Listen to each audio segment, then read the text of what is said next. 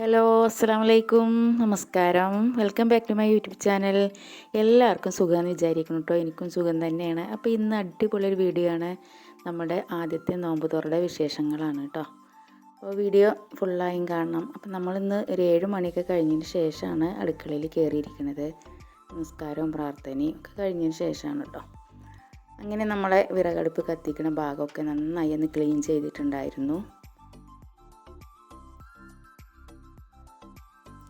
സോപ്പും എന്താ പറയുക കമ്പിച്ചകിരിയൊക്കെ ഇട്ട് നന്നായി കഴുകിയ അടിപൊളിയായി കിട്ടും. അപ്പം നമ്മുടെ കരിയും ഒക്കെ പിടിച്ച ഭാഗമൊക്കെ നന്നായി കുറച്ച് സമയം തന്നെ എടുത്തൊന്ന് വൃത്തിയാക്കിയിട്ടുണ്ടായിരുന്നു.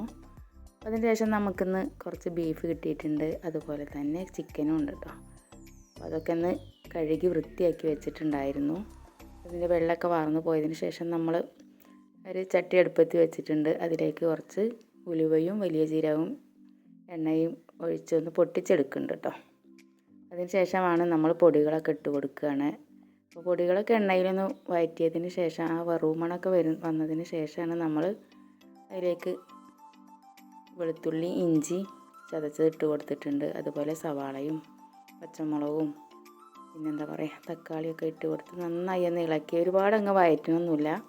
അപ്പോൾ ബീഫ് എന്താ പറയുക വരട്ടിയെടുക്കുമ്പോൾ ഇതുപോലെ ചെയ്താൽ മതി കേട്ടോ. ഒരുപാട് അങ്ങ് വഴറ്റേണ്ട ആവശ്യമൊന്നുമില്ല.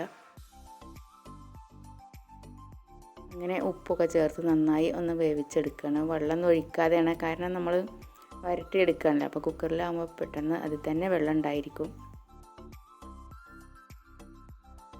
അപ്പോൾ അതൊക്കെ വെന്തുകൊണ്ടിരിക്കുന്ന സമയത്ത് നമുക്ക് പൊടി വാട്ടുകയാണ്. പത്തിരിയാണ് ഉണ്ടാക്കുന്നത്. അപ്പോൾ 2 ഗ്ലാസ് പൊടിയാണ് എടുത്തിരിക്കുന്നത്. അതിലേക്കൊരു 3 ഗ്ലാസ് വെള്ളം എടുത്തിട്ടുണ്ട്.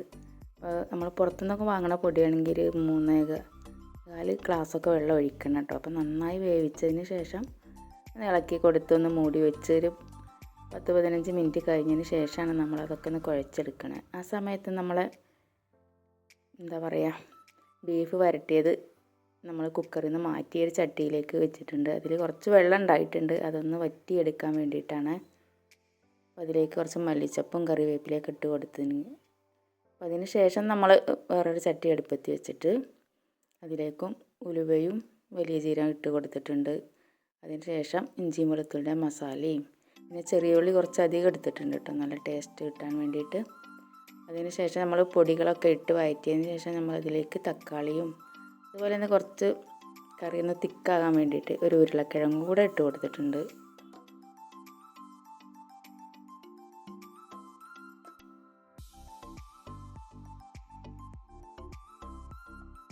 അങ്ങനെ ഒരു 5 മിനിറ്റ് ഒന്ന് എണ്ണയിൽ വഴറ്റിയതിന് ശേഷം നമ്മളതിലേക്ക് ചിക്കൻ ഇട്ട് കൊടുക്കുകയാണ്. പാകത്തിന് ഉപ്പും ചേർത്തിട്ടുണ്ട്. ആ വീഡിയോ കണ്ടിരിക്കുമ്പോൾ തന്നെ ഒരു ലൈക്ക് കൊടുക്കാൻ നോക്കി, കാരണം നമ്മുടെ വീഡിയോക്ക് ലൈക്ക് വളരെ കുറവാണ്. അപ്പം നിങ്ങളൊക്കെ വീഡിയോസ് കണ്ട് അങ്ങ് പോകാതെ ഒരു ലൈക്കും കൂടെ കൊടുക്കുക, അതുപോലെ ഷെയർ ചെയ്യുകയും ചെയ്യുക കേട്ടോ. കൂട്ടുകാരൊക്കെ പറയാണ്ട് ലൈക്ക് കൊടുക്കാൻ മറന്നു പോവാറുണ്ട്. അപ്പോൾ മറന്നു പോവാതെ ഒന്ന് ലൈക്ക് കൊടുത്ത് ഒന്ന് സപ്പോർട്ട് ചെയ്യും കേട്ടോ.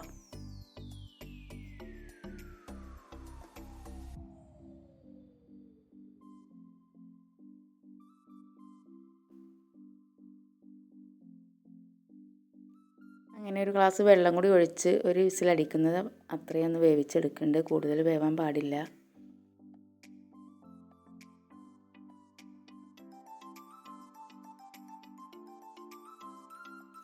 അപ്പോഴേക്കും നമ്മളെ മാവൊക്കെ നന്നായി വെന്ത് കിട്ടിയിട്ടുണ്ട്, നന്നായി കുഴച്ചെടുത്തിട്ടുണ്ട്.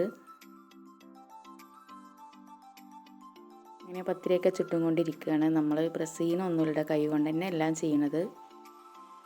പിന്നെ അത്യാവശ്യം നന്നായി പൊള്ളയൊക്കെ വരുന്നുണ്ട്. നമ്മൾ ചിക്കനിലേക്ക് അരപ്പ് തയ്യാറാക്കുകയാണ്. അതിന് വേണ്ടി ഒരു ചട്ടി അടുപ്പത്ത് വെച്ച് എണ്ണ ഒഴിച്ചു കൊടുത്തിട്ടുണ്ട്. വെളിച്ചെണ്ണയാണ് ഒഴിച്ചു കൊടുത്തിരിക്കുന്നത്. അതിലേക്ക് 1 സ്പൂണ് അരി ഇട്ട് കൊടുക്കുകയാണ്. മട്ടരിയാണ് ഇട്ട് കൊടുത്തിരിക്കുന്നത്. അത് നന്നായി ഒന്ന് പൊരിഞ്ഞ് വന്നതിന് ശേഷമാണ് നമ്മൾ അതിലേക്ക് തേങ്ങ ഇട്ട് കൊടുക്കുന്നത്. തേങ്ങ നന്നായി ഒന്ന് ഒരുപാട് അങ്ങ് വറുക്ക് ഇതാവേണ്ട ആവശ്യമൊന്നുമില്ല. അപ്പോൾ ഒരുപാട് മൂത്ത് പോയ എന്താ പറയുക അടി പിടിച്ചൊക്കെ ഒരു മണം വരും തേങ്ങ. അപ്പോൾ ചെറുതായി ഒന്ന് വറുത്തെടുത്താൽ മതി. ഒരു ചെറിയ ബ്രൗൺ നിറം വന്നാൽ മതി കേട്ടോ. ഒരുപാട് അങ്ങനെ ബ്രൗൺ നിറം വരേണ്ട ആവശ്യമൊന്നുമില്ല. അങ്ങനെ നമ്മൾ അതൊക്കെ വറുത്തെടുത്തിട്ടുണ്ട്. അടിപൊളിയായിട്ടുള്ള ടേസ്റ്റോട് കൂടിയുള്ള കറി തയ്യാറായിട്ടുണ്ട്. നല്ല മണം രുചിയുണ്ട് കേട്ടോ. പിന്നെ അത്താഴത്തിന് കുറച്ച് ചോറ് ഉണ്ടാക്കിയിട്ടുണ്ട്. അതിന് ശേഷം നമ്മൾ മോരുകറിയും പയറുപ്പേരിയൊക്കെ ഉണ്ടാക്കിയിട്ടുണ്ട്.